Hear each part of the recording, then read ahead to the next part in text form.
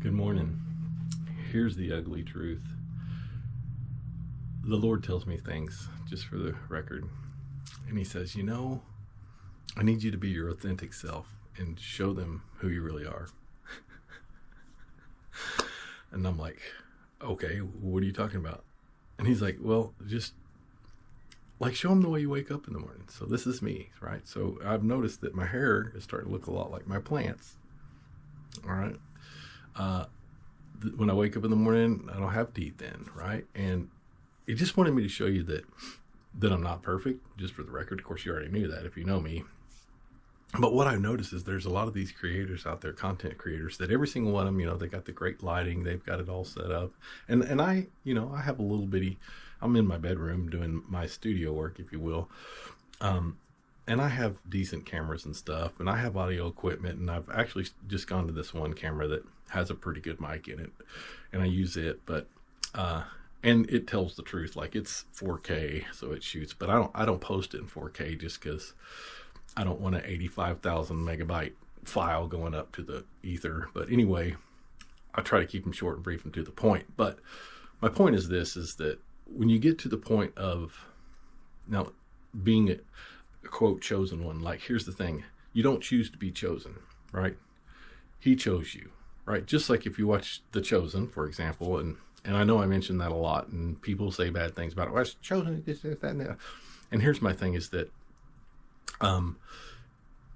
if you notice that he chose those people, right? And every single one of them were not great. Like if you watch the thing, it'll tell you, man, I just don't feel worthy. Do you think I feel worthy? Do you think you know how many times I've told the Lord? I'd probably tell him at least once a day. I say, Lord, are you sure you got the right guy? I don't even have front teeth.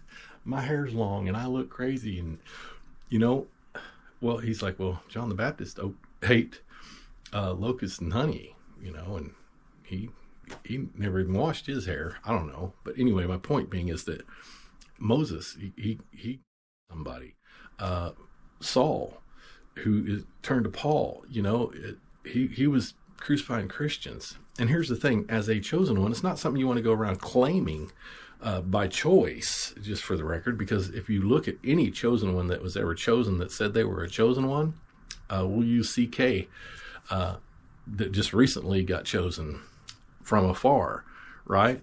In front of the public, right? You don't want to go around claiming Christ for anybody, because they're going to hate you because they hated him first, right? And I know people are like, God, I hate that Wade Quinton, that son of a... But here's my deal. I don't care, because guess what? I know where I'm going. If they off me in any way, shape, or form, guess what? I win.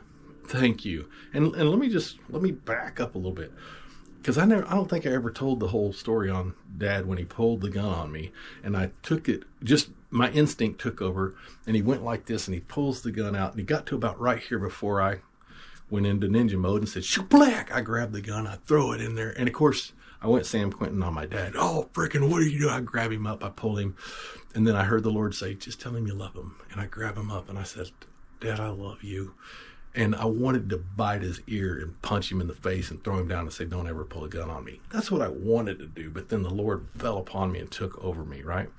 Because I still have flesh. And trust me, I'm trained. He's the one that trained me to resolve the situation physically before it becomes a more violent situation, defuse it, if you will. But then I didn't finish. I never told you this part.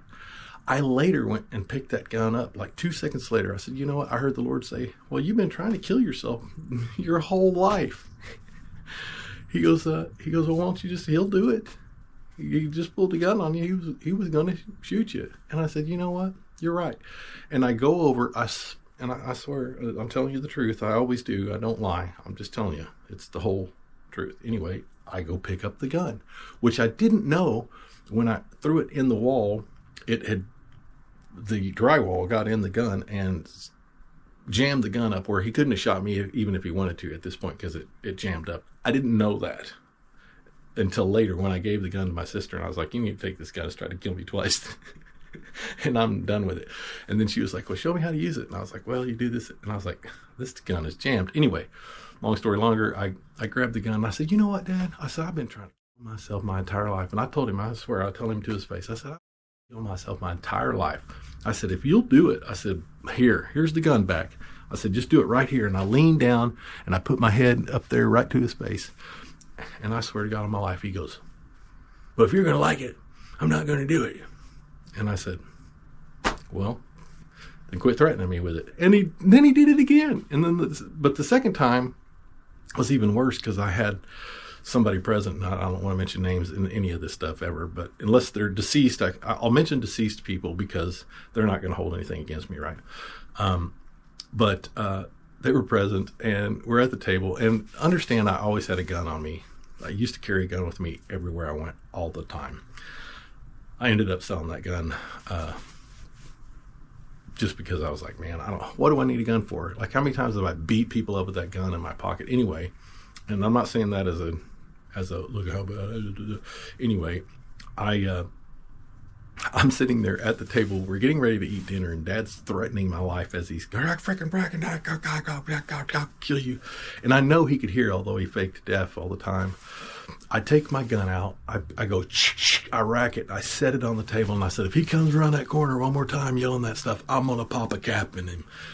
And the person that was with me just loses their ever-loving mind. You two better stop. It was terrible. I felt bad for her that she was like, this has got to stop. You're both crazy. And she went in and just chewed my dad's butt. And it was so funny because then I'm like, okay, I'll put it back in my pocket. And then it was funny because Dad comes in like, well, I wouldn't. I was like, sit down and eat. And then no more than 2 seconds after that, the thing that he was complaining about completely went away and the problem was solved. And I was like, wow, if that would have just happened like 10 minutes ago, we'd been set. But anyway, my point to this whole dissertation is that there's one thing I promise you here, is that you're just going to get my story. And the difference between my story and Jesus' story is he had people and scribes and witnesses. And in my case, a lot of my stuff, it's just me and God. But here's the thing that you can know that it's the truth is that why would I tell you that? Like that story right there. Come on, man. You gave your gun back to your dad and said, shoot me in the head. I swear I did. Hand on the Bible, swear. I'm telling you the truth. My thing is this, is that none of the things that I'm going to tell you make me look like this great guy. Again, my point is that he chooses the worst of the worst because which is a better story? The guy that did all these things, it was the bad guy. And he took that guy and he said, you know what? I choose him. He's been the one cursing me. He's the one that used to say, I'm God. Oh, the Lord Almighty's told you this. If you've read my story or you listen to me reading it to you very poorly, which, by the way, I put it out there so you can download it, read along with me if you wish. It's free. It is on Google Docs, so it may ask you for an email address, but it's still anonymous. I don't know what your email address is. I'm not going to send you anything. I don't do emails. I don't do phone calls. I don't do texts. I mean, I do some things, but anyway, I like to be just me and Jesus and my dog and the woods and peace and quiet because I don't like my system poisoned. I just want to hear from God. I want to do what he says. And the other thing I want to get in on is that anything that I say, like about my dad, okay? I'm not saying that he was a bad guy. I'm saying anybody can be used by the devil, okay? Period. I believe my dad was a chosen one too, and that's again why he had all these things come against him. That's why, and he couldn't defeat his demons until 2 weeks before he was dead. Which thank God he did, but it's like, my deal is the devil will use anybody that will open the door to him. And if you open doors to the devil, I promise you, not only he will come in, not the devil himself, he's going to send some of his minions to go, hey, handle my light work. This guy's opening some doors for me. Some of the doors, lust, envy, greed, shame, anger. I mean, it goes alcohol, drugs, pharmakia.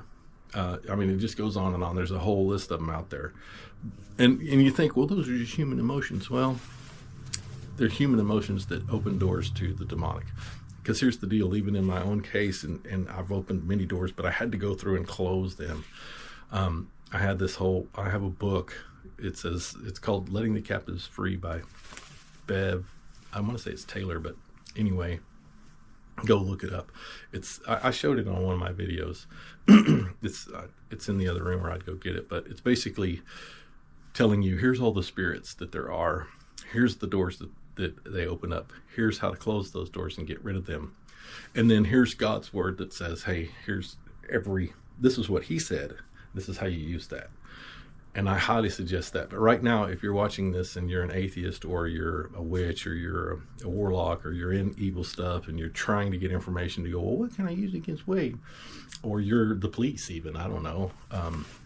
Somebody that's just going, I can't wait to destroy it. You know what? Here's the deal is that I don't even understand that kind of mindset. Like, I've never gone after somebody to say, you know what, I'm going to destroy them. I've wanted to, but the Lord always comes in and goes, you want me to handle it, or you want to handle it? And I'm like, all right, Lord, you handle it. I've taken it back from him 100 times. No, I'll handle it. And then he'll go, okay. And then he'll let me mull on that for a little bit and see how it just destroys me. And then he goes, you sure you don't want me to handle it? And I'm like, you know what? You can have it back because I'm gonna die, And it's righteous anger in my case. In some situations, I don't have vindictiveness in my body. I don't. Thank God I don't, because if I did, there'd be a lot more dead people in the world, and I don't think they would be going up. They'd be going down. But anyway, I say all these things in love. I just want to be transparent, 100%. I really don't care about judgment, because the only one that's going to judge me is the one that already has. And guess what he said? I choose you, Wade Quinton. I choose you. So let's end with a prayer. Lord, thank you so much that you choose the worst of the worst. It doesn't matter what we've done in the past, that you'll take us as we are today if we'll come to you and say, Lord, I don't want to be that way anymore. I don't want to be that guy anymore. Lord, change me from the inside out. Fill my heart up. Give me your word. Give me the strength. Give me the want to seek you, Lord, and pour your spirit out on me and help change me so that we can better the world by one. Anyway, know I love you. He loves you more. Go change the world.